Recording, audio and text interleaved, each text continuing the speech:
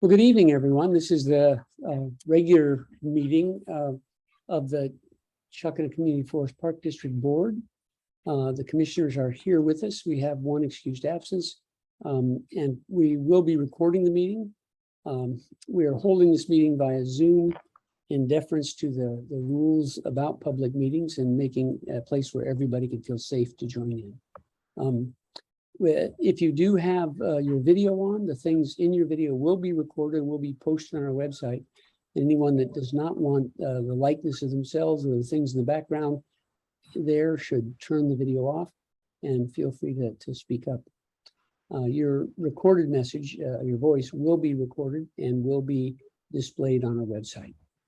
Just wanted to let everybody know. And then Robin, it looks like you've already started the recording, but everyone should know that. Great, and just 1 minute, I've got to go down and open our agenda. Has everybody had an opportunity to look at the agenda? Yes. And are there any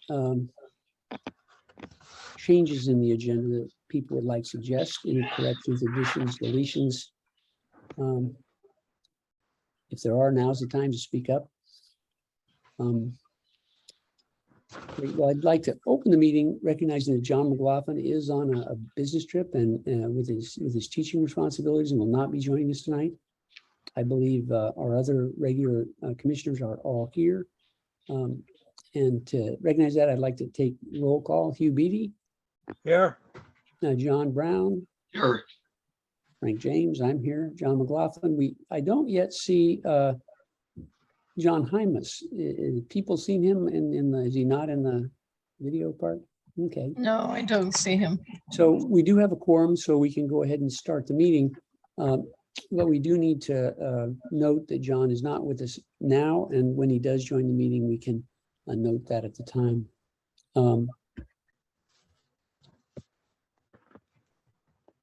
1 second while I get the agenda up here in front of me.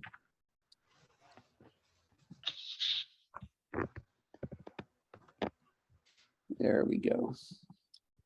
So tonight's agenda will be a bit of regular business. We'll hold that to the end, and we'll have a public hearing at the beginning. Many of you that are guests are probably here for that public hearing. The rest of the stuff's pretty dry. And this is really a listening meeting. This is not something where we're going to talk more. We had one meeting already where we talked a lot. We did post and have had posted for some time now the stewardship plan, which we have asked some of the people that helped develop that to join us tonight. In addition, we have just, as of last night, we received the most current draft of the master plan the city has developed, and that has been, Robin, that has been posted to our website. Is that correct? Yeah. So you can find it there. You can find it on the city's website as well. It is new of less than 24 hours ago, so we have not had time to really look at it and see what's changed and what's the same. But there are significant changes to it. I was told that they will have an additional hearing now sometime in the month of August on this with the Parks Advisory Board. So there will be an additional public hearing there. And if we feel that we don't have adequate input or consideration, we can continue this hearing to another day as well. Frank, yes. do we want to move to approve the agenda before we move into business? Okay, I asked for that, and we need a motion now. Yeah. So the agenda is there, and I said, is there any additions, corrections, or deletions? I didn't hear any, but I didn't hear a motion yet to approve the agenda. I would like to make a motion. I would like to move that we approve the agenda for tonight's meeting. Hugh, have I got a second? I'll second that. There we go. We got a motion and a second to approve the agenda as written. And that really will be the Park Advisory Board hearing on the stewardship plan and the master plan, followed by our regular business, which is old business and new business, relatively mundane things. With that, I'd like to call the question. All those in favor say aye. Aye. Aye, great. We unanimously have approved the agenda. And I'd like to move on now to, at 6:09 to open the hearing. Many public entities have limitations on how much time you can talk. We would like to give people a generous amount of time to express themselves and to ask questions. And so if there are people, Robin, can you let them in? Please do feel free to take some time. You know, we don't have a half hour for everybody, but certainly more than 3 minutes if you needed to say what you want to say, or if you have questions for us.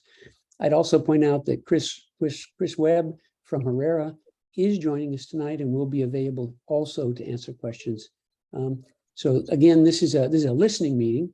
We want to hear what people have to say. So anybody that would like to speak up, please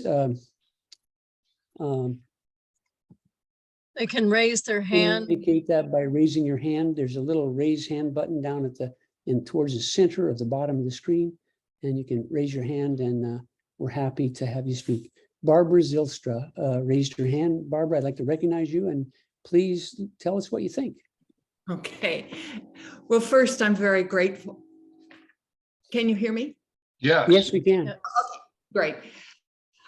It's funny because I don't have any feedback. So first, I want to thank all of you commissioners and also the city staff, Nicole and all the city staff who've been working to try and get in place the documents that will protect this precious property. To that end, I've written my thoughts down so that I won't ramble. So for many decades, many of us have worked to protect this unique, precious property. And now that we have them protected from draining and development, I fear we may harm them by permitting human uses that further degrade these important forests and wetlands. I appreciate the recent changes to the draft master plan, incorporating some of the scientific Herrera report, July 2022. We must realize this property as a preserve, not a park. Its intended purpose is first, ecological protection, and only after that is achieved should we address recreation. I understand that many cyclists want to continue to ride in the 100-acre woods. I have observed incredible damage that off-trail users have created in Fairhaven Park. This damage has occurred and continues to occur despite park employees' efforts to make the newly created trails unusable. I will share just a few photos of how Fairhaven Park woods have been harmed in the past decade, and I'm not sure how to do this. Robin, does she have access? So to the let share me screen make button you at the bottom? Yeah, let me make you a panelist, and that should allow you to share your screen. Okay. There should be a share screen button at the bottom, Barbara, that you can click on. And unmute yourself, Barbara. Okay. Start getting- Okay. There you go. Good for you.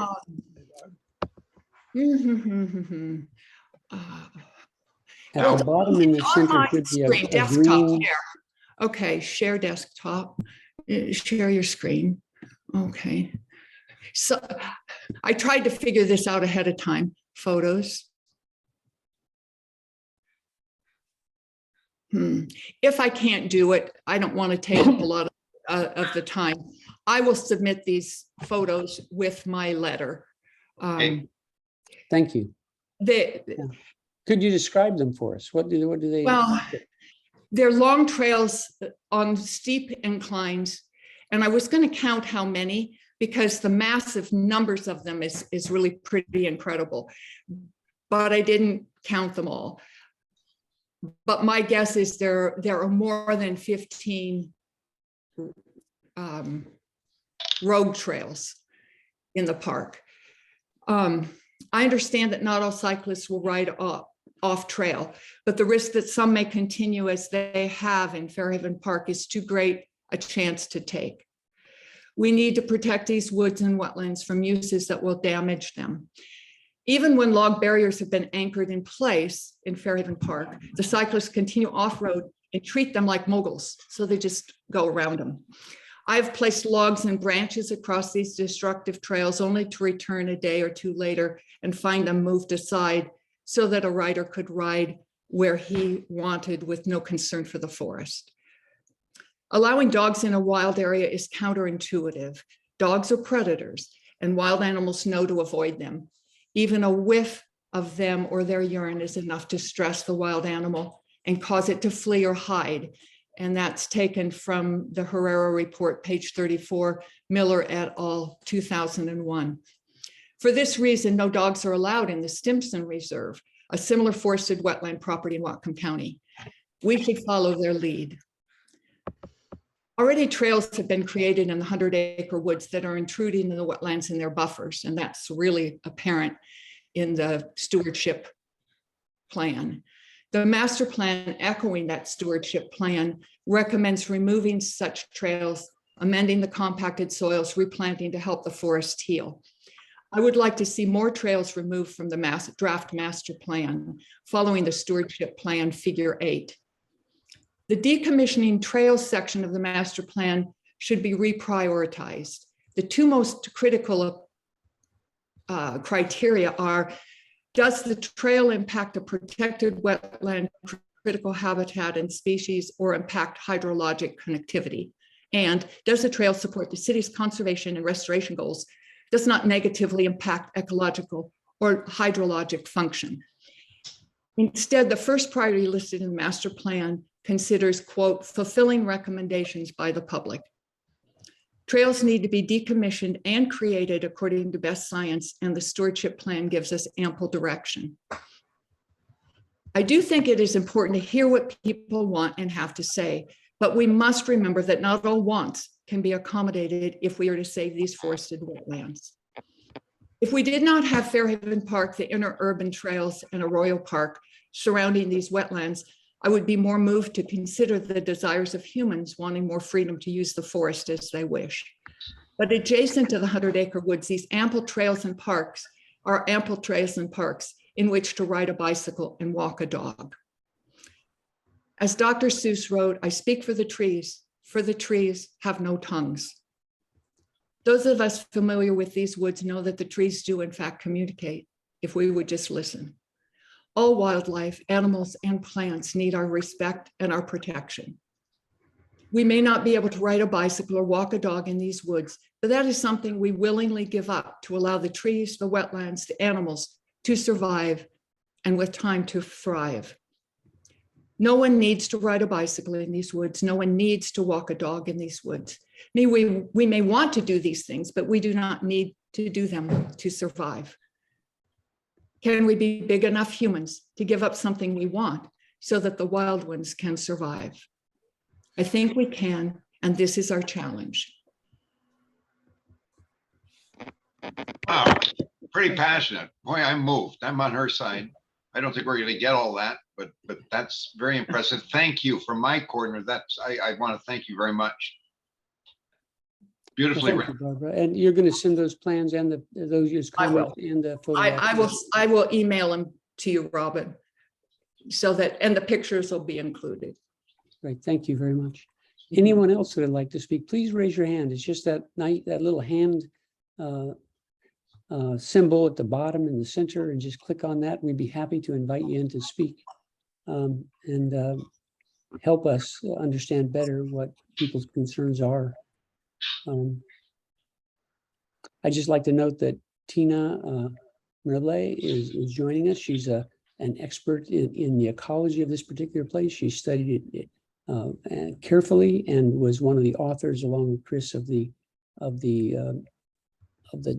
one of the documents we're looking at tonight. She would be here to answer questions as needed. There are 14 people in the meeting, so I assume there are more than I can see, and I don't have a list of those. I don't know why, Robin, but if you are having trouble, please reach out to us to let us know if you'd like to speak up, or if you're just here to listen, that's fine too. You don't have to speak up. If you go down to the participants, that list, and if you click on it, you should be able to bring up a list of participants and attendees. So far, we have Christopher Granis, Edward Wolf, Jerry, probably, I'm assuming that's Jerry Wilbur, Lane Potter, Peter Gill, and Steve Wilson. Great. Well, if anyone else would like to speak up, we're more than happy to hear what you have to say. Comments on either the fairly extensively revised and brand new hot off the press draft master plan or the stewardship plan. Happy to hear. I know several people on that list I know well, and they've been involved for quite a long time. And again, if you have a technical difficulty, you can, there we go. We have a hand up now. Christopher Granis, please, I think you're able to talk now if you unmute yourself. Thank you. Hi, thanks for all the good work you folks are doing. And my comment's pretty short. It is, I think that the priority should be to restore where the wetlands have been damaged and put in boardwalks and burritos or whatever the best, most appropriate way of crossing wetland. That, for me, that should be the priority. That's my comment. Thank you. Thank you, Christopher. Yeah, and I think most people involved in this are very much in agreement with you. Is that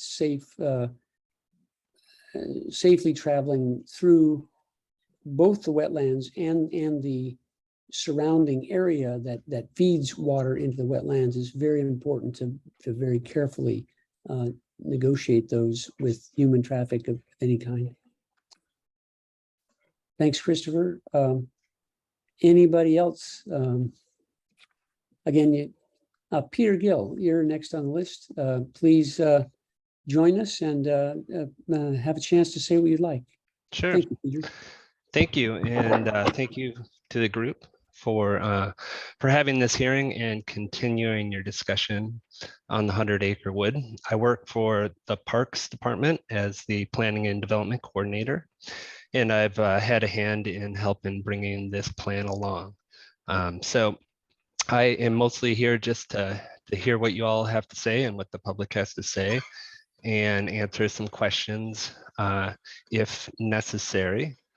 But I would also encourage Barbara and others that are on the line to participate in the public hearing at the City Council on August 29th, where that is scheduled as well. So anyway, just here listening in, and thank you again for all your comments and for continuing to keep this discussion alive.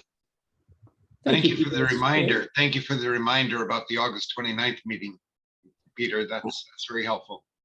And we also want to thank you for all the work that you've done. I know that everybody, I know Lane is here too, and of course, many other people in the Parks Department, some of whom we never see or hear from, have done a great deal of work to get the master plan to where it's at today. We appreciate that very much and look forward to working with you as we move through some of the issues. Thanks, Peter. And thanks for joining us. Edward Wolf, I'd like to call on you. You've had your hand raised there, and you're free to speak up now. Thank you, Frank. Can you hear me? Yeah, we hear you fine. Okay, I'm on an iPad, so I'm never sure exactly how I'm going to connect. Thank you to all of you on the Park District Board and to all of the members of public who've been part of the process of helping to guide the 100-acre wood towards this master planning phase. I just wanted to comment tonight. I looked at the draft master plan this afternoon and was particularly pleased to see that one of the 4 themes of the master plan is climate resiliency. I'm sorry that John McLaughlin isn't here tonight because he might have a little bit more to say about my comment, but basically I want to observe that the mature forest in the 100-acre wood, because of the prior history of logging, are trees that are just entering their phase of life of maximum carbon uptake and storage. And so not only is it good that the 100-acre wood has lots of mature cedars and Douglas fir and hemlock trees, but it's doubly good that the 100-acre wood has trees that are in their roughly 80 to 120 year age class. And the significance of those trees continuing to grow in their mature decades and centuries is that They are absolutely the champions of carbon capture in forests. They are absolutely the best at capturing carbon in large volumes and holding on to it for the decades to centuries that we need.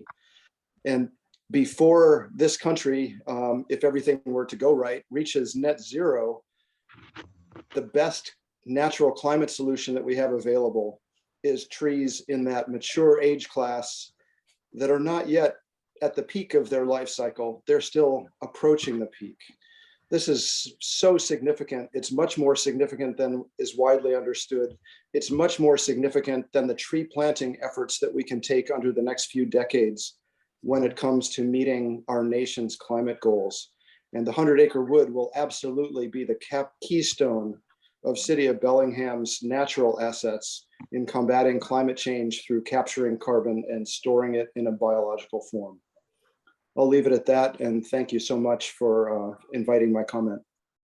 Oh, yeah. Thank you for showing up and speaking your mind. I think the issue you raise is an important one for the ecological future of our society, really. If we can't do this, I'm worried.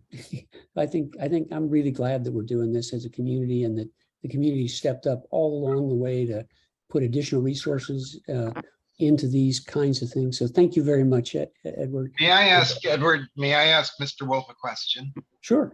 Mr. Wolf, this is frankly, it's news to me. It's something that I should know, probably something that I've read, that they are reaching their peak ability to be carbon capturers. Can you fill in? I'm assuming that you have at your fingertips and are very knowledgeable about the documentation for that. Can you? I don't doubt it for a minute. I'm sure you're on point. Can you fill us in on what is your own education in that issue? What enables you to say that?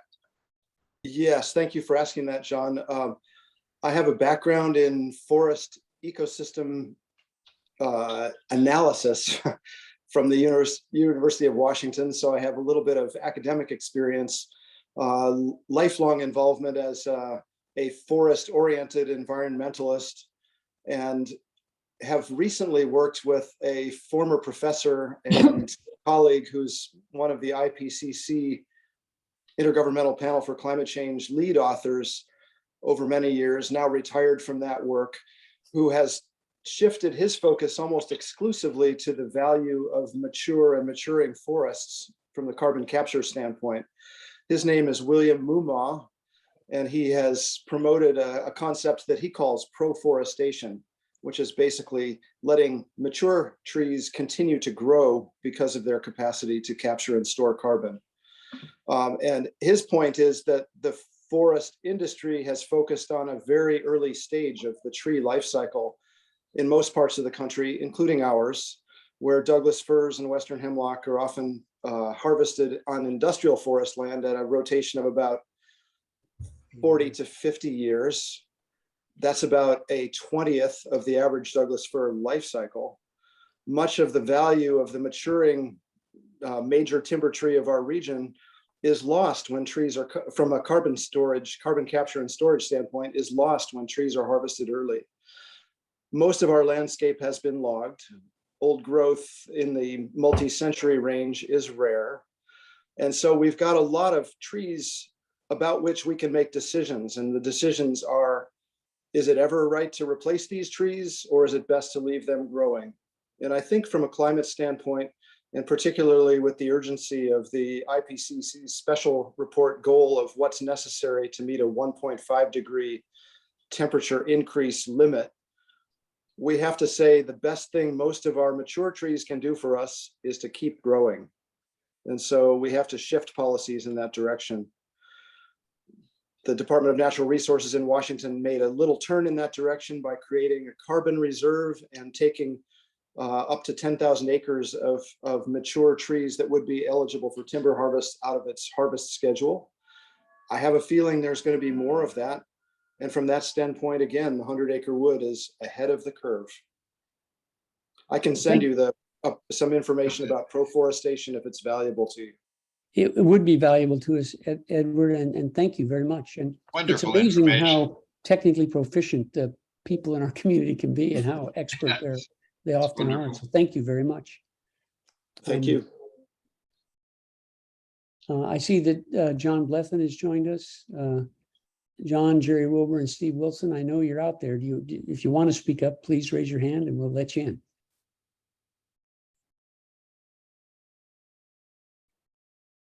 There, Jerry Wilbur. I assume that's Jerry Wilbur. Jerry, is that you? So am I unmuted? You're unmuted, fine. Yep. Okay. I talked a fair amount at our last session, so I just want to thank everybody for their work and their comments on this. It's a great process. I'm really happy to see it and glad to see the broad public presentation. It's something that I asked for. I really like the addition of the climate issue to this process. The previous speaker outlined that, as well as apparently I haven't looked at the new version of the plan, but that says a lot about it. And as I said last time, the Doug fir of this age that are growing in the 100-acre wood are considered to be world champs in terms of carbon capture and storage. They're the best in terms of their ability to grab carbon out of the atmosphere and put it into the tree in the ground, and they last for centuries, especially if they're not logged. So great opportunity for contribution in that respect. I had some additional comments. Barbara brought up the Simpson Reserve as a possible model. And one thing that I wanted to mention about that is that was intentionally built to be a sustainable system before people got there. And that makes it a lot easier to figure out how to manage it and direct people where you want them to go and get them to the high points in the site in a way that is not damaging to the landscape.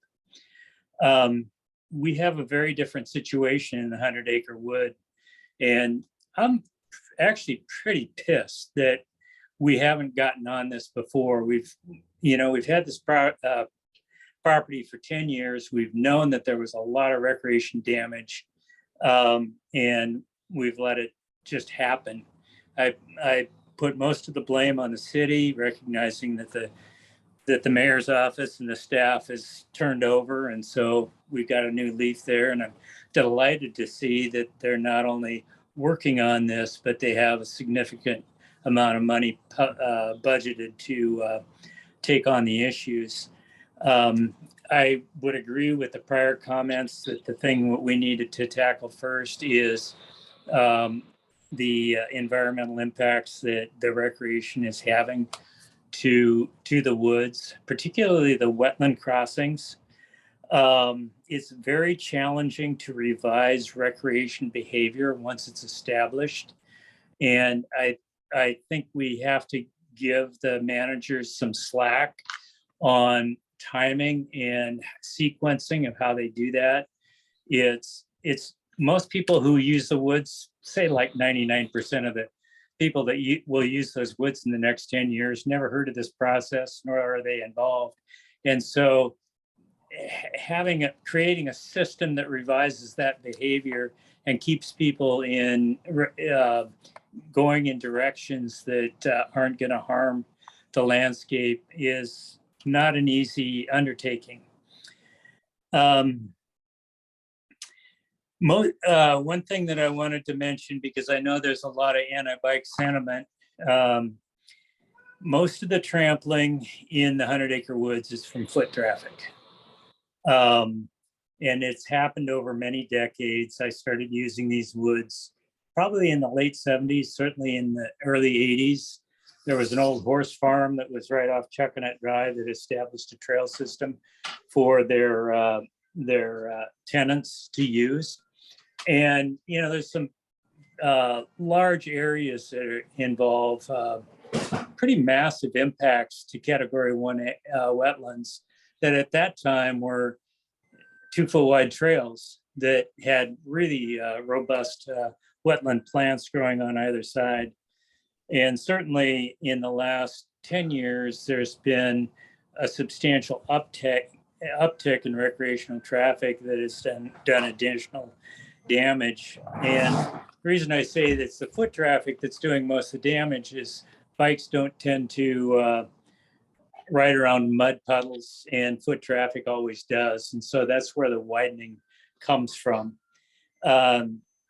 It's not that anybody's innocent, it's that we all cause problems when there's a bootleg system that has not been thoroughly thought through before it became established. And so that's the battle that we're fighting. It's a very different battle than they had establishing the trail system at Simpson Reserve. The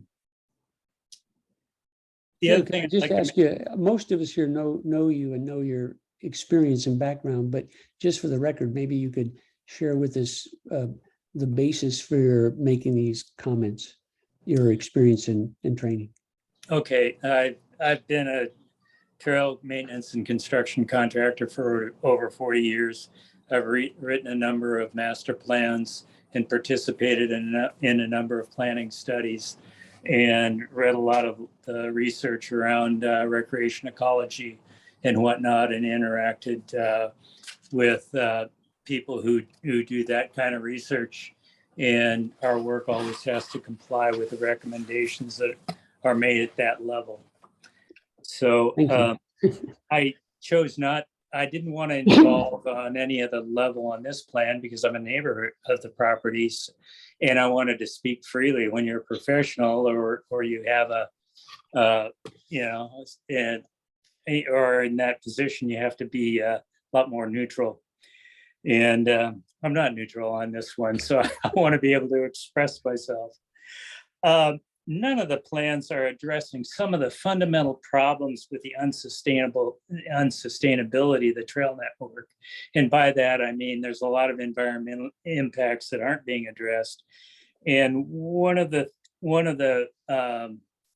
ones that's pretty graphic is right at the end of JJ2 wetland, right where that main trail comes off the interurban.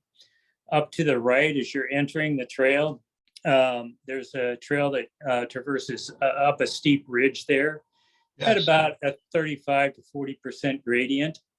That thing's going to be running a lot of silt into that category 1 wetland, the interurban wetland.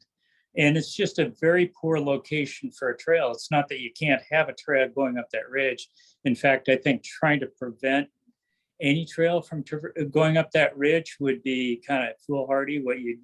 If you simply block what was there, if you were successfully in blocking it, you'd get braided trails, which is worse. And so since people want to go that direction, you have to provide an alternative that doesn't have the negative impacts that one has. One of the things I wanted to mention was that there was a webinar that American Trails sponsored, americantrails.org, a couple of weeks ago by a fellow named Dr. Jeff Marion. He's with the United States Geological Survey and also a professor at Virginia Tech. And he's probably the most prolific writer on recreation ecology and trails. And the webinar itself is kind of a Cliff Notes summary of all his research, but he provides a number of links to back that up. Last thing I'd mention on the bike issue is I think the biggest issue there is bike speed. And as I understand it, the city has now established a speed limit on trails for bikes. And I think that's totally appropriate, especially in 100-acre wood. I don't think the place is suitable for aggressive adult riders. There's just too many people walking, too much potential for user conflict from that standpoint. What I don't want to see is it closed to young people, especially, kids who are learning how to ride. I guess my main passion for the woods, if I had a number one thing that was most important to me, is that engagement of youth in an urban natural area is my number one priority. And there's a number of measures that we can take to enhance that. One of them is allowing the generations of youth who live in the area to be able to learn to ride in the woods and at modest speeds and respectfully. So limiting speed, I think, may help that issue a lot. The other thing it does is it means that people stay on the trail. In other words, when you develop a lot of speed, you do miss the trail at times, and the trail gets widened because of that. I wonder whether, I think that city's bike speed is 12 miles an hour on trails. That honestly strikes me as a little bit high for these trails in these woods. And they probably should consider lowering that. The other thing is it should be signed. It's difficult to enforce, but nothing like a bunch of peer pressure to help enforce it, I guess, especially if it's signed. The other thing that that the Parks Department may consider is, and it's been used successfully in other areas, is to allow bike use only every other day, whether it be odd days or even days. Then people know that there's going to be a day, there'll be 3 or 4 days a week that are bike free every week for those who want that experience. Yeah, thanks for doing all this, especially for the people on the committee, and good luck going forward. Thanks, Jerry. And would you mind sending us that reference to the USGS fella, on the recreation ecology and trails? That'd be immensely helpful to get that reference. Jerry, if you could send it to us, I'd appreciate it. Sure, will do. Well, thank you, Jerry. A few other people that haven't spoken up, and again, you don't have to, but I don't want to, if there's any technical difficulties, we should try to fix those too if you can't speak up. But I think John Blesson is here now, and Steve Wilson. If either of you'd like to speak, please raise your hands, and we're more than happy to hear from you. And again, if you don't want, Steve Wilson, there you go. I'll click you in here. Just there we go.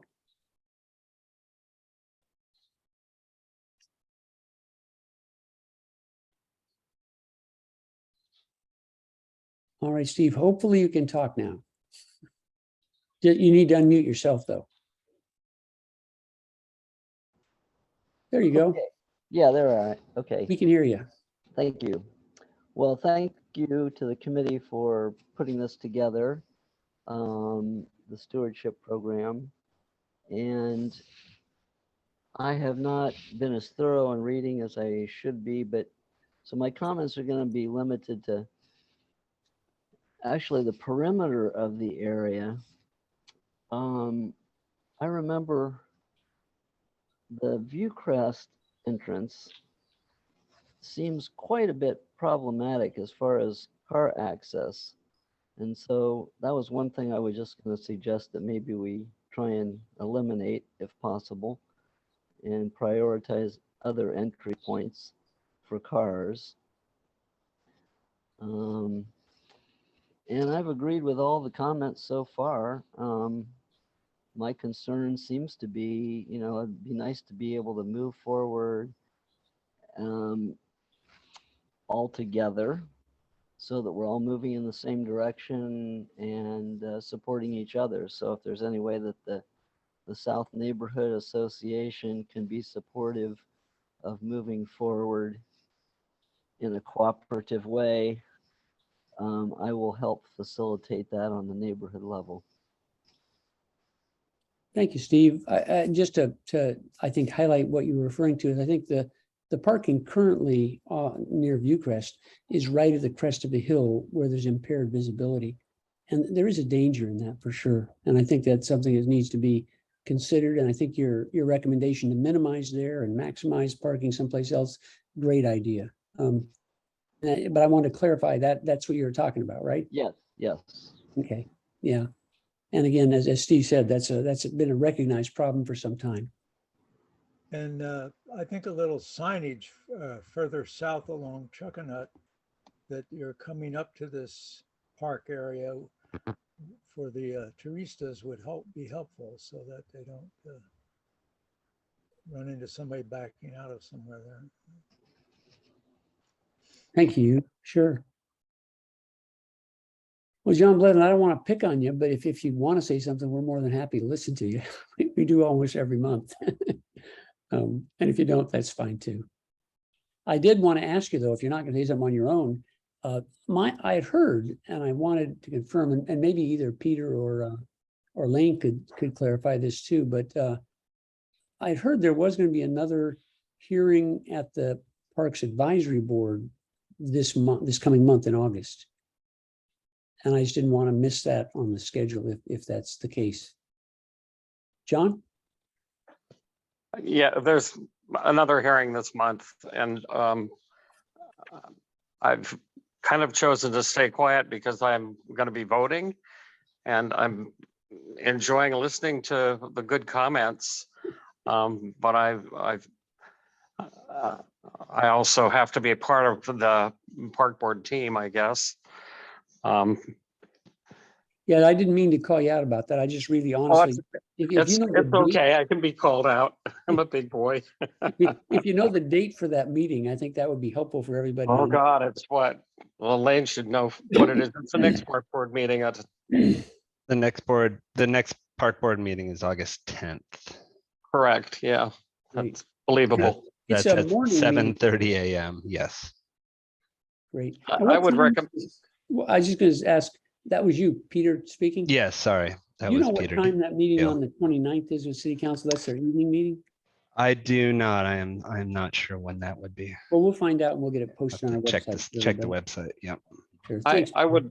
would recommend that as many of you come to that park board meeting as possible. There is a chance for you to speak to address the issue. And we missed that last month, and we didn't get that at the Greenways meeting. So if somebody's got the time to attend that meeting, there's a public comment period, and I'm sure that your thoughts would be entertained.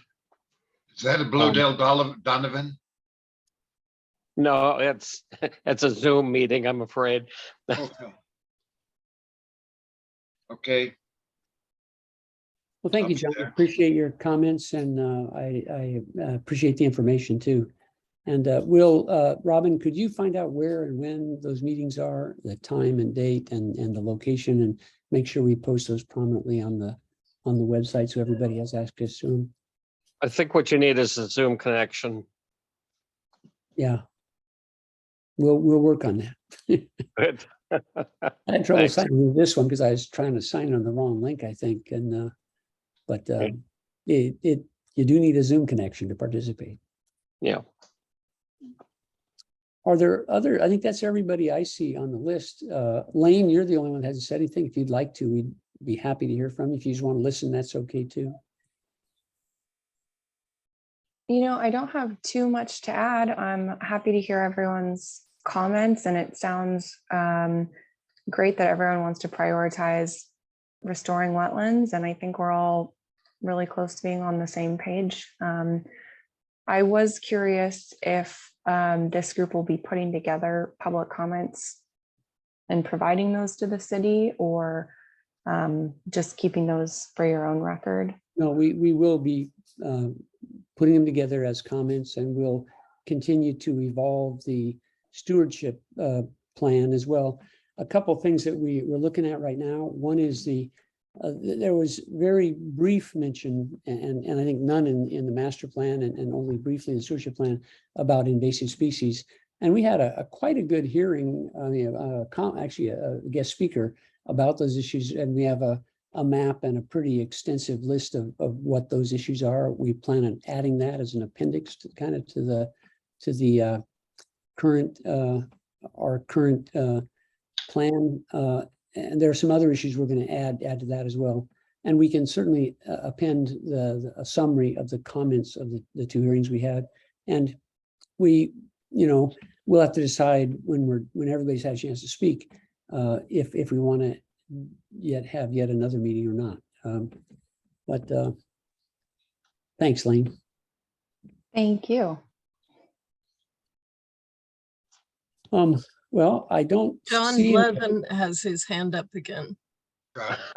I believe you could probably send the your comments to parks and ask that they be included in the packet that's sent out to the Parks Board so that people can see those comments in advance. Sure. Maybe you could tweak the plan a bit. I think worth sending on. I think there's probably still time to get it in the packet. Right, we're trying to get on the same page as Parks with respect to timeline, and that's been a challenge for years, actually. But we'll try to do that for sure. We definitely want the information for the city council, and we'd like to have it for the Parks Advisory Board as well. So we'll do our best to do that, John. Thank you for the suggestion. There's certainly still time to do that. We'll be sending out the packet to Park Board by Friday of next week, the 5th. Oh, super. So we could certainly include that in our packet. That would be great. Great, thank you. Great, And Frank. Tina, you have your hand raised. Would you like to say something? Yes, I just wanted to mention that I was grateful for the city when we were looking into the invasive plant removal, that they actually provided a calendar that kind of shows the best times for treating certain species. And that was helpful. We did receive your information, Frank, and we were referring to Anna Eisinger's baseline study regarding invasive plants, but we're more than willing to add additional information. The one thing, Lane, that I didn't get, that I'm still trying to wonder if the city actually has like an operational manual on how they actually remove invasive plants, like, pulling roots manually or, herbicide, whatever, if there's an operations manual kind of related to that. And I didn't know if that was possible to get. But the other thing that the city provided was the kind of educational and volunteer kind of programming too, which removing invasive plants is a great opportunity for, the community to come out. And I know it has been happening anyway. And a lot of the neighbors definitely organized to help remove invasive plants in the forest. But it's a great opportunity for people to learn more in that you can see how invasive plants, even within a forested condition, can encroach, and create a non-distribution of plants that is not providing the highest level of habitat. So being involved with invasive plant removal and education is a good opportunity for people to learn more about the natural condition of the forest too. Yeah, and of course, there's been efforts at doing that already, and the city wonderfully provided the leadership and tools and other things in the past, and I expect that's going to be an ongoing sort of activity. Invasives don't go away in a decade, probably. To get rid of all of them is going to be a big job. But I look forward to the city, and they've got real expertise and real leadership and organizational skills in doing those things. We look forward to working with them on that for sure. Thank you, Tina. Anything else? No, I can unraise my hand. Christopher Granish, you raised your hand again, please. I think there, I'll click you on. Did you mean to raise your hand, Pete? Yes, I did. Yeah. The subject of invasive species, every time I walk through the woods now, I come out of the woods with as many stinky bob plants as I can hold in my hand. And I was thinking, if everybody who walked through the woods did that, then that particular invasive could be wiped out pretty quickly. I don't know if this is something that can be communicated to people, and so that if they learn how to do it, it's really easy. Stinky bug, you just find where they come out of the ground and they're easy to pull. I think the issue there, when we heard from the invasive plants person from the county, was that they actually have a very detailed map with coordinates for all these things, which they do not make public because because people have gone in and, for example, people that work with Stinky Bob know the difference between that and bleeding heart. A Yeah. lot of people that aren't very sophisticated might eradicate a whole bunch of bleeding heart instead. So I think there are reasons that I think it's done under the leadership of a city program with a person on site that's an expert. So I think I think just like you do, I hate Stinky Bob, and I do pull it up.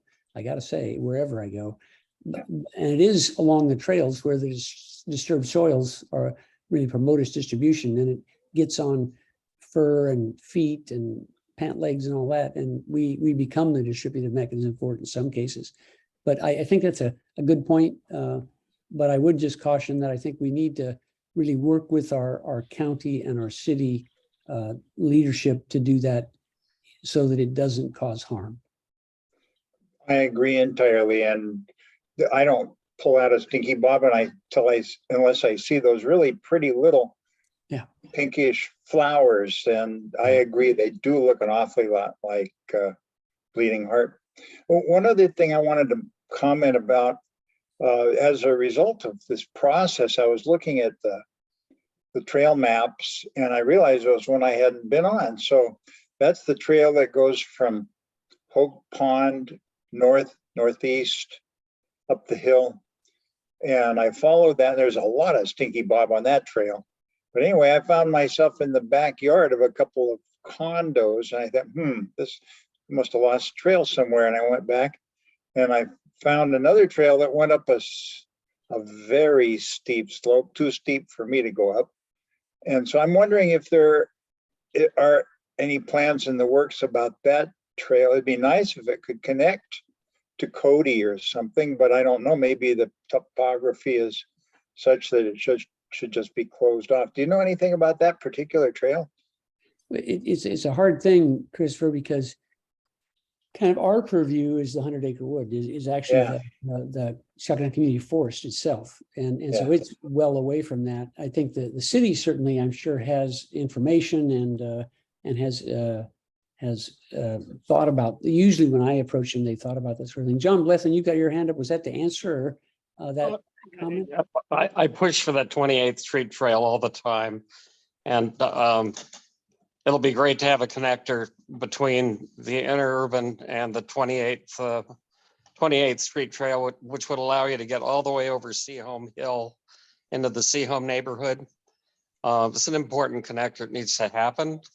And the city's aware of it, and it will happen, I'm sure, hopefully soon.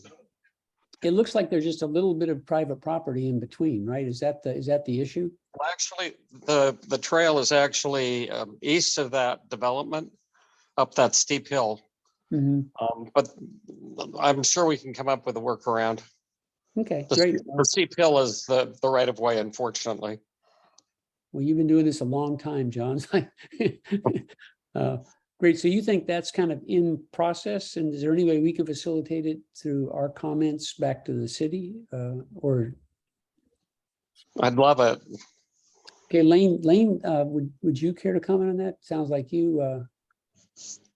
Yes, so that trail corridor that John mentioned is in process. We just acquired a property in June that's going to help us make that connection, and we're working with a couple landowners in that area. Because that right of way is so steep, we'll likely need a bit of private property and easements to get through there, but we are working on it. Great, thank you, Lane. That was kind of my recollection, but I wasn't certain about it. It's been a long time. Great, Christopher, did you have something more to say? Did you just leave your hand up?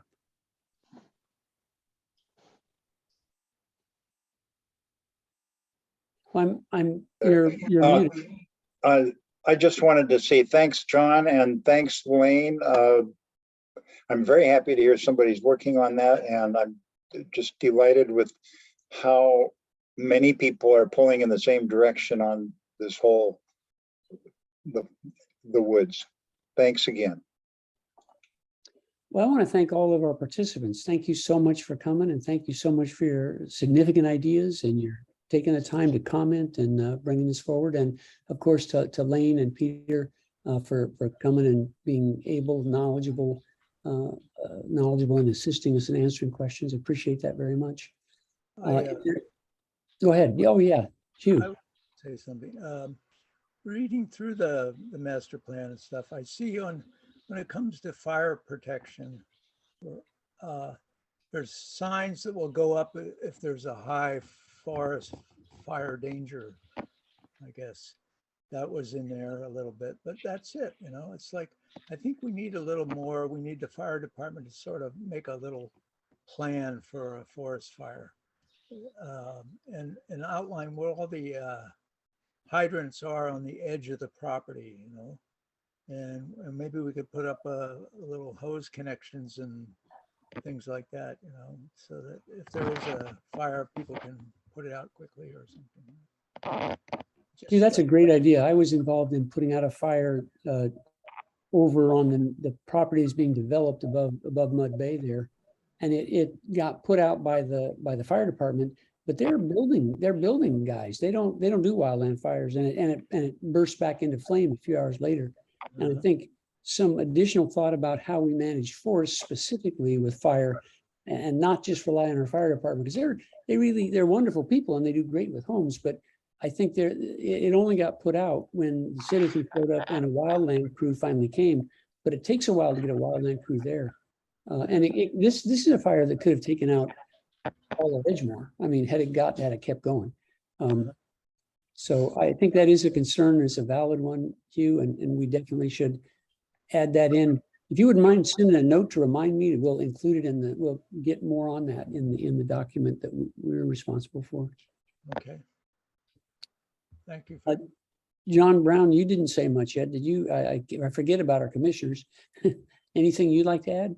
No, Lane Potter asked if comments at this meeting could be sent to the park board for the park advisory meeting on August 10th. And I imagine that Robin will have the minutes of this particular meeting and in her thorough way collate the comments that everyone has made and send them perhaps to Lane. What I'd like to do, John, my suggestion is that we append the hearing on our document to the document itself and include it in as part of the stewardship plan, because the comments are actually directly to that and of course to the master plan as well. But I think if we could do that summary as you suggested, and then actually append them as That's a good idea, Frank. I'm wondering if it will be available for the meeting on the 10th August. Yeah, I think it will be. We don't have any choice. I think it has to be. So we just need to pull out the stops and get it done. But Robin, you're the one that would do some of that work. You got your hand raised. Yeah, I just wanted to say that usually things that are part of the minutes, we don't release until after the minutes have been approved. But we don't actually have a quorum here of people who have been at those meetings recently. But I don't know if it's possible to just release the public comment part of the minutes and send those to the park board and to Lane. Let's just ask our lawyer how to do that. I bet there's a way to do it. It's hard to imagine that there isn't. There he is. So our minutes, yeah, our minutes can be released in draft form without redaction. It's very rare there's anything that's confidential in them. The fact that they're in draft form does not prevent them from being released. So I think the simplest thing is just to release them. Yeah. Then we can release the comments right now to Lane's office or to the Park Advisory Board before August 10th.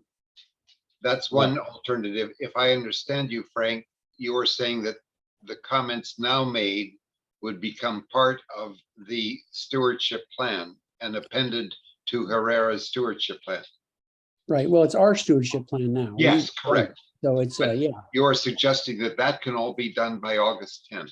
Yeah, I think Okay. if we're going to try to get in, I mean, the city council is going to make definitive decisions about this on the 29th. And I think we need to do everything we can to do that well before the 10th. Actually, I think if I understood Lane correctly, it's actually a week from Friday that we have to have this done when they send it out. And so we will need to do it by then. And Who's gonna do it? well, Robin raised your hand there. That's nice. For those that don't have video. I can send certainly the minutes from the last meeting that were already done with, that have comments, both written and public and oral. And then I can do these other minutes and try and get them done by, say, Wednesday of next week, and then send those to Lane. So she'll have them both before they send the packets out on the 5th. So that's what I could do. And then if you want me to pull the comments up, put them all separate so they can be appended to the thing, or do we just want to append the minutes as a totality to the? I think it's better to have Stewardship plan. hearing comments as an entity, you know, because that's what these hearings are for, is to discuss and make recommendations with regard to the documents. And so if you think you get that by Wednesday, then we could just append them to, and I'm going to be working with Chris and Tina to get any final revisions to the stewardship plan as well done by then. So I think that should be doable. Yeah. Okay, great. Well, if there's I think from a civics point of view, we probably need to, if there isn't further discussion about these two documents, to then close the hearing. Are we at a place where we're ready to close the hearing? We've had good participation. I want to thank everybody that came to comment, and then I'd like to then go ahead and at this time ask for can I close it, or do we take a motion to close it, Bob? I think you can close it. Yeah, so I'll close the hearing. It's closed at 7:06. And I really appreciated everybody coming and having the time to really talk and discuss, and it seemed like a very civilized and appropriate conversation to improve the process. And I really That was appreciate that. excellent. Just wonderful comments. Yeah. Thank you, everybody. And thanks, Elaine and Peter as well. With that, then let's turn to our agenda. I gotta get it back up here. Give me just a second. But we have some fairly routine things we need to take care of. And if I can close enough of these other windows, I'll get back to it.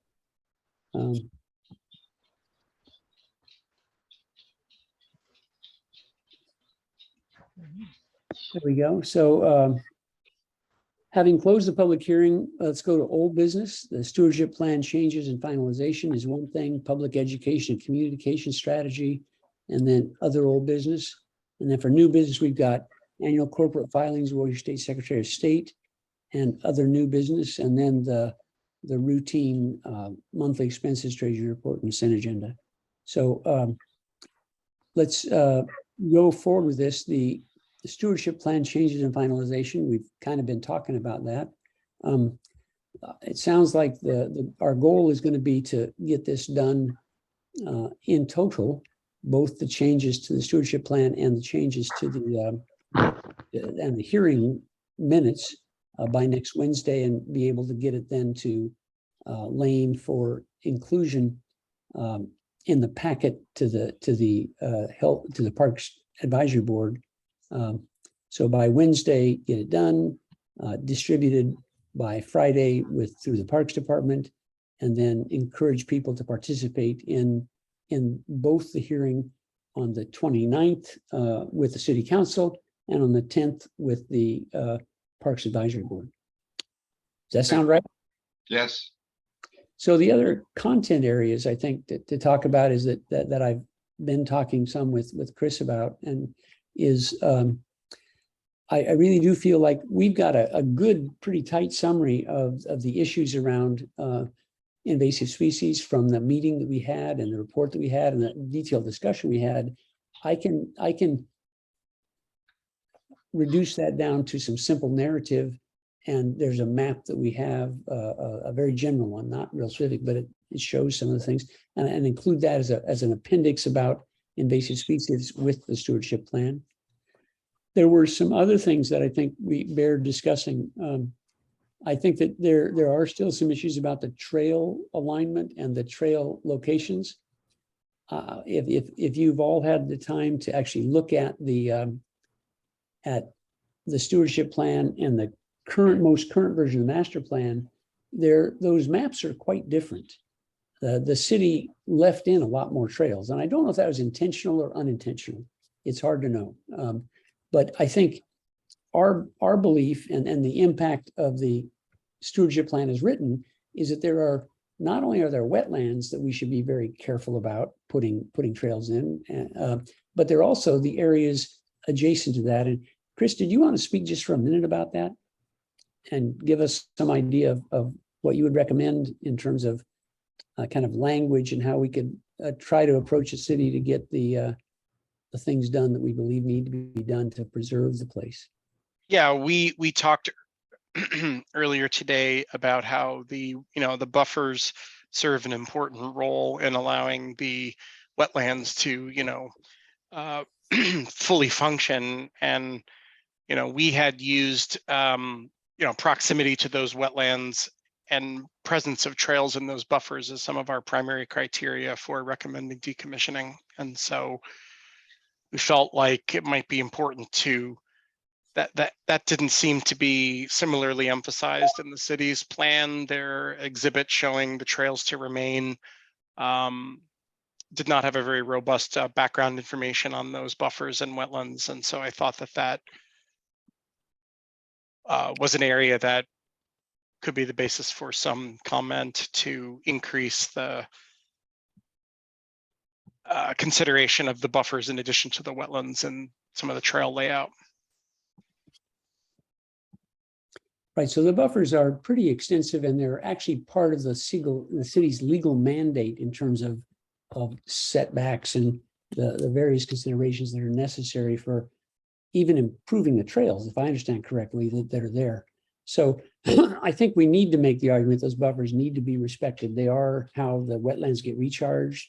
Doing it wrong can redirect water in the wrong place, can prevent water from getting into the wetlands that need it, can lead to additional erosion if they're not done correctly, and increase sediment in the wetlands. I mean, I think there's some real issues the city did not fully appreciate when they made these most recent, what to us are fairly last minute changes. Yeah, if you were to go and get a permit to build, those trails that are out there, of course, were built informally over many years without permits. And but if were you to go try and seek permits to build them today, you'd have to mitigate for the impact of those buffers. And so we thought it seemed logical to consider the buffers and consider not that we're going to go and bring everything up to code today, but that we should really be considering that stronger, in my opinion. Bob, you get your hand up. Yes, thank you. A couple thoughts. One is, I think we need to consider preparing a board position on recommended revisions to the master plan, as opposed to simply comments individually from people. As an elected board that's been intimately involved in the public process for this management and providing input, I think that it will give it more weight if it comes from the board, and it's really part of I think what your obligation is as commissioners to do that. And I think that should be done. I don't know if you're going to have time to do that before the Park Advisory Committee, but certainly something in writing before the City Council. Well, I think that's the right civics too, is to, at the Parks Advisory Board, that's still a hearing. I mean, we want to go and listen as well as speak. And so I think there may well be revisions based on additional input. So my thought is that we do need to do that letter. It needs to come from the entire board, But I think it's better to come to city council rather than the Parks Board meeting. Is Yeah, that- I think that's right. Now, but there will be one more meeting before the city council meeting of this Parks Board, one regular meeting. I don't know if that letter will get in the packet. We might need to try to get something ahead of that. But I think that's important. And then as far as the substance of what goes in there,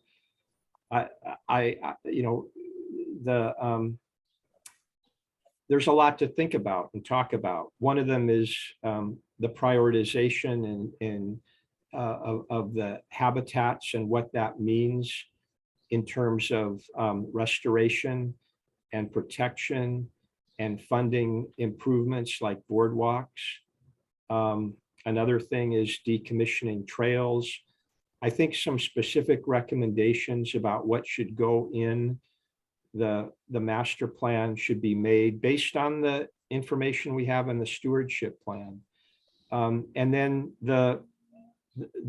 I'm just giving you generalities, but then the second thing, generally speaking, I'd like to mention is we do need to have some specifics for the conservation easement. We know we're going to need to amend the conservation easement.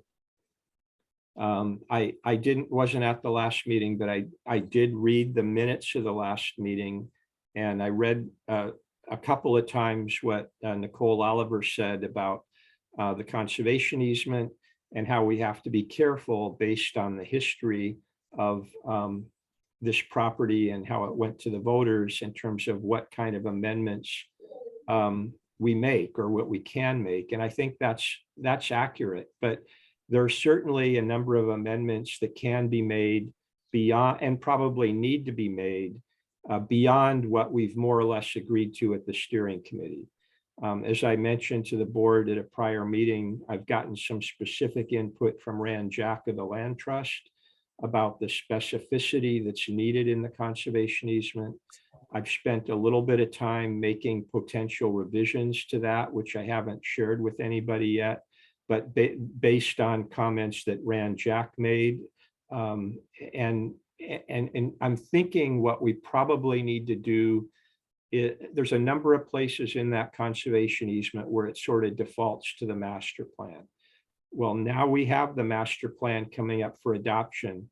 And so we need to have some specificity in terms of what the governing rules are going to be under that conservation easement. And to me, the simplest thing will be to come up with a really good map.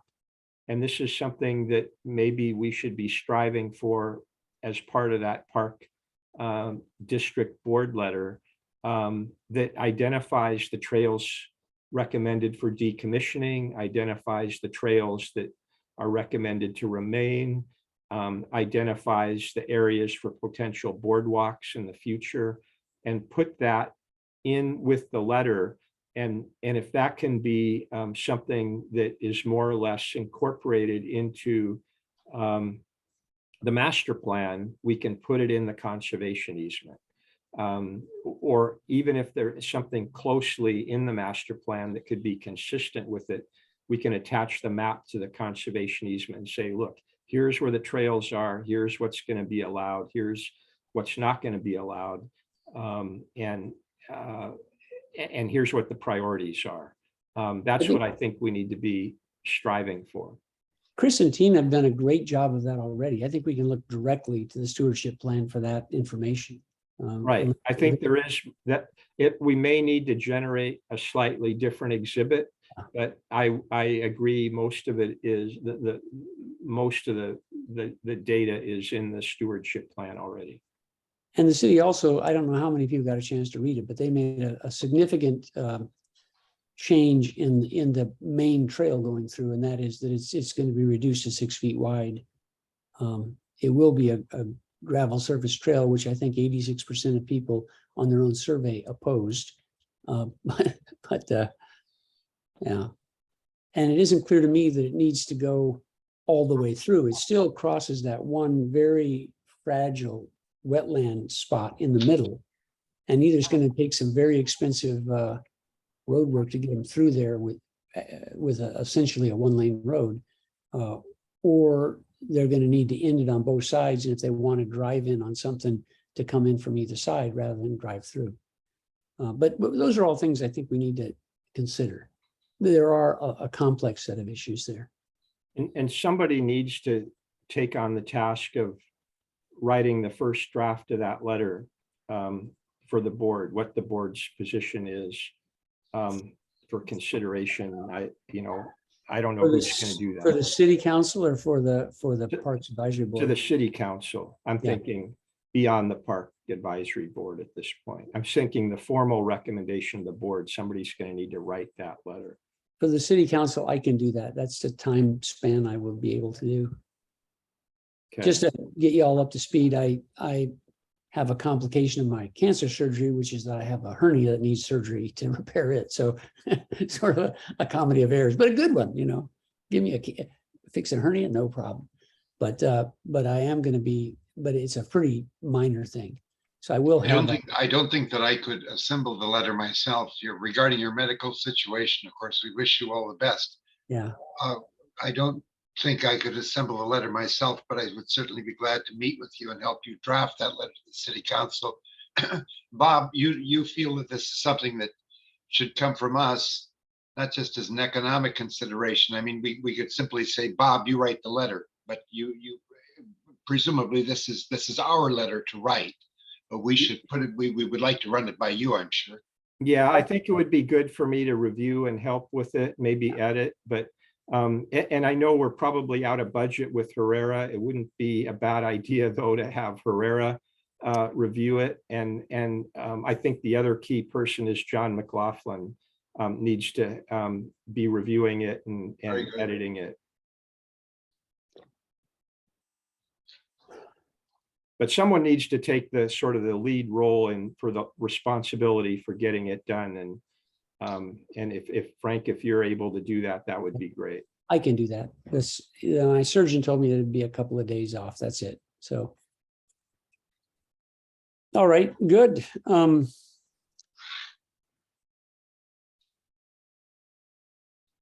So there's still going to be more negotiations and more information. I think we still have not really resolved the dogs and bikes issues. I think that the excellent research piece that Chris and Tina brought to us about the impact of dogs was very helpful. I don't know if people got a chance to read that, but it's I think if we could do a summary of that and append it as well to the stewardship plan, that would bring a lot more clarity to what the scientific basis certainly for not having off-leash dogs and the potential to not have dogs at all. So I think that's another thing that we could add to the stewardship plan as basically an appendix. And then whatever literature we can muster about bikes. There's a new fellow, Ed Grumbine, I spent about 2.5 hours walking through the 100-acre wood with him. He worked with the city on bike impacts earlier. He's a forest ecologist, taught at Western, but has worked all over the world. He's becoming engaged around and is willing to help as well. So I can work with Ed and get a draft up for some of those issues, and then get them to Chris for review and inclusion as an appendix or however they're best incorporated into the stewardship plan.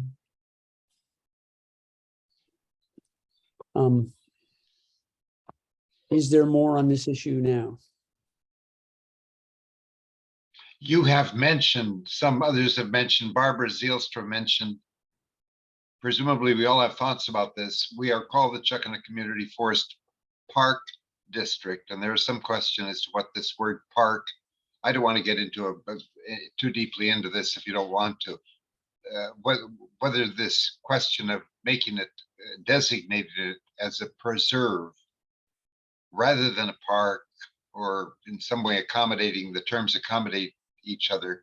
I don't know if it's worth our time to get into that right now.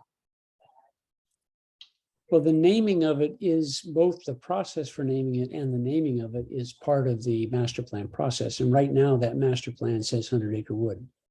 Yeah. Although interestingly, there's several things that the city did that I thought were quite interesting. One is they put bike parking at each entrance in the current version. And the second thing was they they took out the 100-acre wood language and put in park in its place. I don't exactly understand the meaning of those things, but I think it'd be worth maybe having a discussion with Nicole or somebody about what that means. If they have not firmly decided to recommend a name, but I think we do want something, if we can, we definitely should ask for that preservation piece being part of the naming process, in my view. I What do you- support that. Okay. And Hugh? Hugh supports it, God damn it. Sure. I'd take out the P and just call it the Arc District.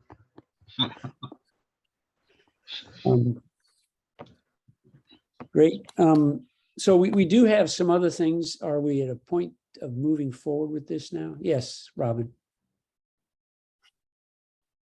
You're muted, Robin. Yes, I couldn't remember how to unmute. It's hot. I just wanted to say that, so are you thinking that the stewardship plan will be finalized maybe at the next meeting? That's sort of the... Well, yeah, I think that we certainly have things that we need to finish on the stewardship plan to get it up to date, and then including input from this meeting. I mean, there were useful things stated. And then I think we need to make sure that it addresses the things that we believe are critical in that would need to change in both the process and the document of the master plan. And then that can we formally approve it at the next meeting, Bob? That'll get us to the city council. I think the question is, will it get us to city council in time? If we send a letter that would go in their packet before then, and then approve the document at our August board meeting, then we could still send it along. Would it go in the packet then? Do you know, Bob? Do you know the civics of that enough to know when the packet deadlines are? I don't, and if there's still city people on the line, they may know.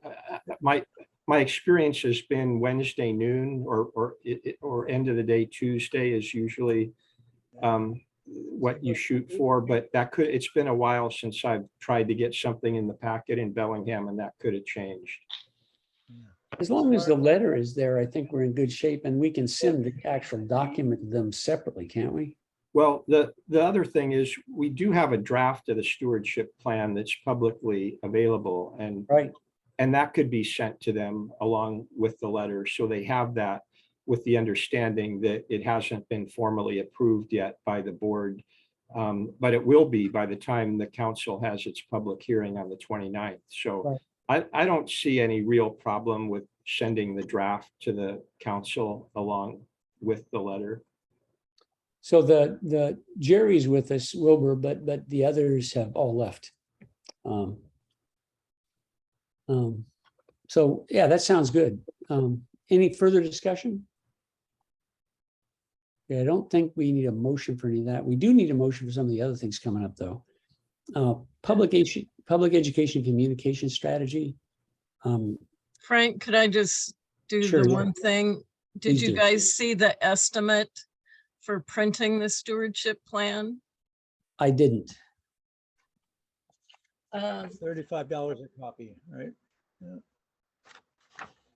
What was that, Hugh? About $35 a copy. Yeah. Yeah, 38, I think. Well, I don't think So we're it planning. comes to like 800 and some dollars. Yeah. So I just wanted to roll that. And they said they could do it in 2 to 4 days. We've now spent of the extra $10,000 we allotted, we've now spent about 8,000 of it. No, I was talking about the estimate for the printing of the I understand stewardship. that, but we have now spent of the 10,000 extra dollars that we allotted to Herrera, we've now spent about $6,000 or $7,000. Well, I don't think this was part of Herrera's duty. This is our responsibility. I see, Frank. Thank you for clarifying that. Yeah. So All right, is there other old business to talk about, or do we want to talk about public education and communication strategy? I think it is important that we do outreach. I've been reaching out to people individually. I think it would be nice to have somebody contact more formally contact both the Sierra Club and the Audubon Society. They've been big supporters in the past, and other individuals that have been important. Kathy Seal, others that have been important. I have reached out to Ann Eisinger, and I haven't heard back from her yet. But I'm hoping that Ann will have her usual insightful and thoughtful comments. Are there other kind of public comments and public education and communication strategy ideas? My comment, if I could, is I think that there should be a focal point, a temporal focal point on this for people who you're talking to. No disrespect to the Park Advisory Committee, but I think that the most important entity to focus on is the City Council and the August 29th public hearing before the City Council. I wouldn't want somebody to go August 10th and say, well, I went August 10th and testified, but so I chose not to go on the 29th. Really, the 29th is if that's when the council is having its public hearing, that's the most important one to direct people to participate in. May I ask, Bob, would you recommend against or for, or would the board recommend against or for having yourself make a case? Would you like to speak, or should you speak? Frank would do a beautiful job. So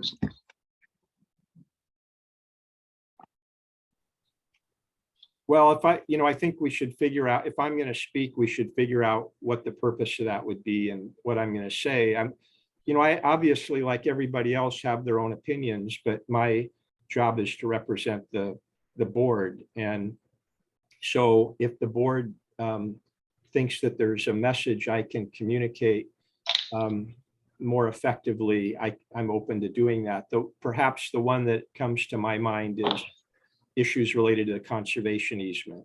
Exactly. That's a legal document. But that's not the heart of what the council needs to hear. I think the heart of what they need to hear are the issues related to how the park will be managed and some of the decisions that will be made on uses and prioritization. I think John McLaughlin pointed out well at the last meeting, which I know from reading the minutes that Robin prepared, pointing out there are conflicts in uses. They're inherent and they're not unique to Bellingham or the state of Washington. Anytime you're dealing with property that has multi-potential uses, there's potential conflicts. And here there are potential conflicts between human-induced impacts and impacts on wildlife and habitat. So I don't know that we actually have the details of information that would be nice to have on that. We've got some good survey information from Herrera in their report in terms of specifics like impacts on species or plants of plants and animals. We're probably somewhat in the dark on that, frankly. And so how do you develop a plan for use based on partial information? We have to do the best we can. But those are the kinds of things that I think the board should be giving some thought to for this letter that I expect Frank will put in the letter. And I'm happy to help. John McLaughlin can help John Brown and perhaps with some advice from Herrera. Where does the board want to suggest drawing some of these lines? And what information will support that? Those are policy type questions, but they're appropriate for the board to come up with a position on.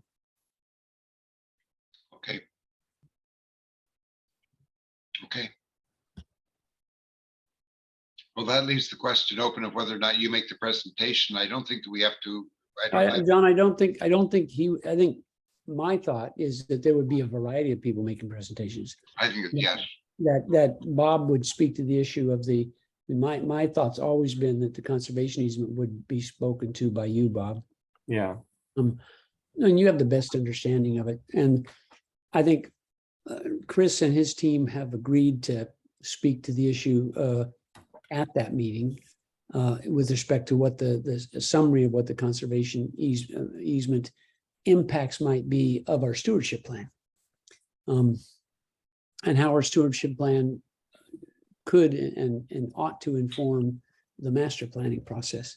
So I think, there's going to be a number of people speak about different things. I think each of us should feel like, either to give input to a written comment or to speak yourselves. This is a public hearing that they're having, and we should definitely do that. Good plan, Frank. Very good. Okay. So the other, is there any other old business to attend to now? I think we have a pretty full plate. We kind of know the direction in which we're nudging. Right. So I think then the other issues is new business. We have an annual corporate filing with the Oregon State Secretary of State. Robin, did you want to remind us what that's about? That's just our annual filing that you just give basic information to the Secretary of State. And I'm in the process of doing that. It'll be done by tomorrow. I'll send a confirmation letter to you all when that's done. Is that $35? It might cost $10, I think. Okay, thank you. And do we need to sign it or anything like that? Or how does that work? No, I just have to have John Hymas's approval to file it. Okay, So great. that's all. I did try and call him tonight, but I did not get an answer. I called them also. I didn't get an answer. Yeah, I wanted to thank you for showing up, buddy. It's yeoman work to be sick and still show up. Thank you for doing that. We couldn't have had this meeting without you, buddy. Thank you. Who are you talking to? Hugh. Okay. He has COVID. Yeah, we know he has COVID. Yeah, he's making the most. He's doing great. You're not supposed to say those things, team. Okay. You can say it if he wants to. So let's move on to the other business just so we can get all this done. The monthly cash flow, WECU's got $2,917 in it as of 6/30. Treasury report as of June 30th. The monthly report beginning unencumbered balance as of 6/1 is $266,525. Ending unencumbered cash balance as of 6/30 is $254,510. We received tax revenue of $489 and paid out $12,503 in operating expenses. We have a motion to approve the district payroll input form wages for Robin Albro at $24.25 an hour for June. Total gross $606.25. I make a motion that we approve that. Do I hear a second? Second. Thank you, Hugh. Is there discussion? Hearing none, I'd like to call the vote. All those in favor say aye and raise your hand. Aye. Unanimously passes. Thank you. The consent agenda, motion to approve the following payments. Payment for June 15th, invoice number 98470 from Carmichael Clark for $3,252 for regular professional services.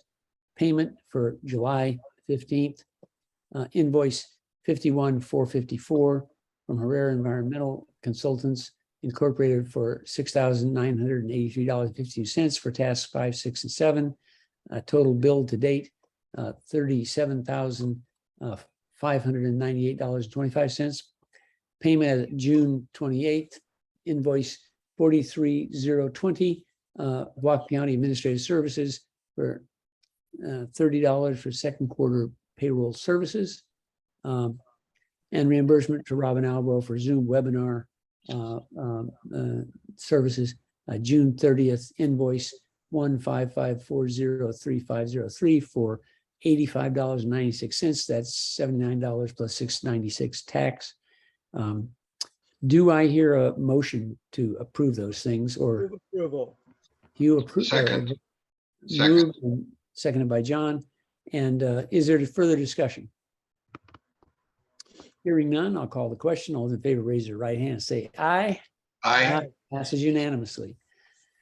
Reminder that Robin will be sending out an email to 3 board members right after the meeting. Frank, John Brown, and Hugh Beatty. Please respond by confirming that you approve the paying of bills as listed in the consent agenda and payroll. Next regular meeting will be August 24th at 6 p.m. Any further comments, queries, or Robin has her finger raised? Yes, Robin. John Hymas is here. John. Can you hear us, John? Let the record show that John Hymas was here. God love him. John, I think you got to unmute. No, you're not. You're not muted. It's not muted. Say something. Can you John, hear us, John? Don't tell us you have COVID. We already got one of them. John is our silent partner tonight. He's doing great. I was just about to adjourn the meeting. Good to see you all. All right, John, thanks for making it. We'll let the record show that you were here. Tina, thank you for coming and thank you for your comments. And Robin, as always, we are forever indebted and grateful to you for all the work that you do. You too, Bob. Thanks. Thank So you I'd all. like to adjourn the meeting at 7:41. Thank you very much. Thank you. Good night. Good night. Night.